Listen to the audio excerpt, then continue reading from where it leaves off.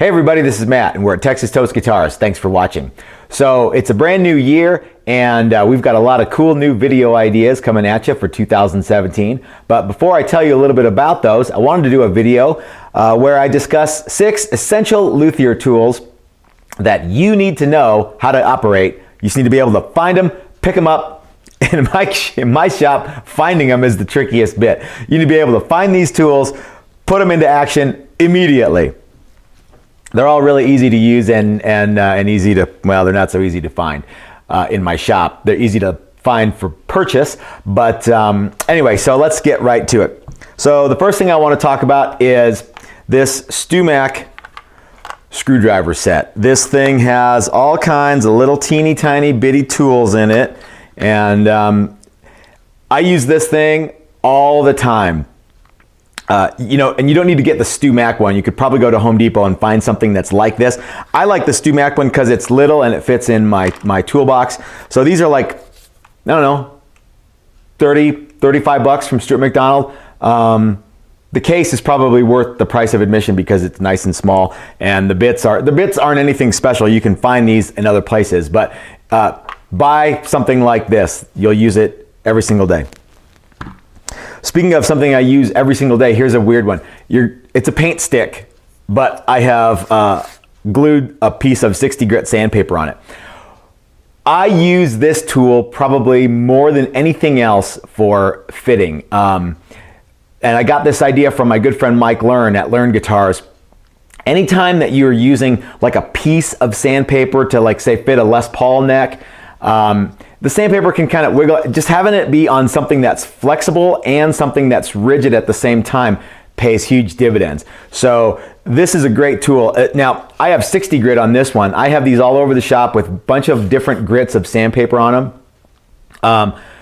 We use this for everything from fitting necks to leveling the sealer coat on finish. Obviously, we have different grits of sandpaper when we do that. So do yourself a favor, go out and buy a bunch of these, steal a bunch of these paint sticks from Home Depot and glue sandpaper to them, and you'll be amazed at how many uses you find for them.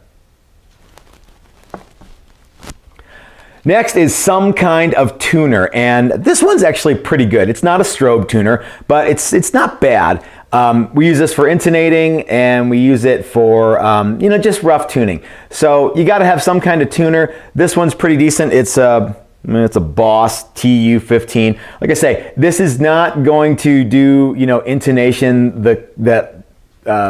you know, for the most discriminating of players, but this will get you 90 or more % of the way there. So get a good tuner. This is what we use for a lot of the stuff that we do around the shop. It's been pretty rugged. If it gets sawdust on it, no one cares. It's easily replaceable. Guitar Center has them, whatever they are. Let's see. Here's another tool that I use a lot. This is just going to be, I'm going to say measuring scale, but this one's cool because it's a little tiny, it's also a square, but it has metric on one side and inches on the other. And this is also a StewMac tool. This was a little bit expensive for what you get, but I use it a lot, and it's a pretty handy thing to have around. So this is one that I'm always looking for in the shop, and I'm always hollering at people, hey, where's my square? So get a couple of these. What also works good is just those machinist scales that come in 6-inch or 12-inch lengths. Those are invaluable. I use these not just for measuring, but for cleaning up glue. Okay, here's another StewMac tool. You know, I get a lot of stuff from StewMac. You probably do too. This is the fret rocker. So what the idea of the fret rocker is you put this, you span 3 frets with it, and you can kind of feel which one is high. There's tons of videos on how this thing works. We use this a lot in the shop.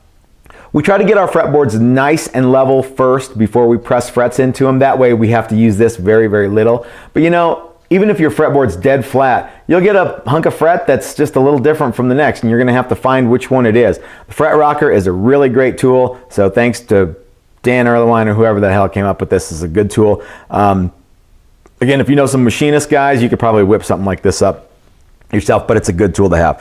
Finally, Superglue.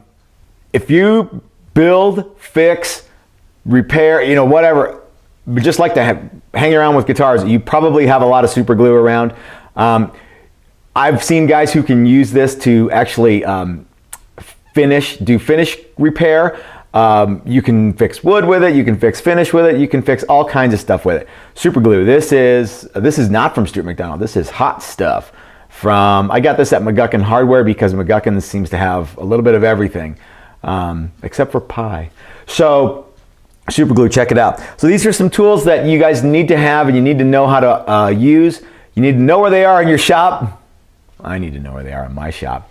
And so yeah, so let's talk a little bit about some of the video ideas that we have coming up. We're of course going to have more tool demos. We're going to have more things where I bitch and whine about stuff. We have a lot more green screen videos coming up. And one thing that I'm really excited about is we're calling it Forgotten Guitars, where we go out and find, in as many cases as we can, the wacky guitars that you might have forgotten about from, you know, from the 50s, 60s, and 70s. That's the kind of the heyday of kooky things. And we're going to start, the first one of those is going to be about the Dan Armstrong Lucite guitar. One of my favorite things. So check us out and make sure to tell us what you think of all that stuff. So if you like content like this and you are looking forward to more, make sure to subscribe. If you have any ideas for videos of your own, please make sure to leave us a note in the comment section. This is Matt at Texas Toast Guitars reminding you that if you're so smart, build it yourself. That's what I do. Thanks for watching, everybody. Come on, I see a big titty woman, come on, come on, come on.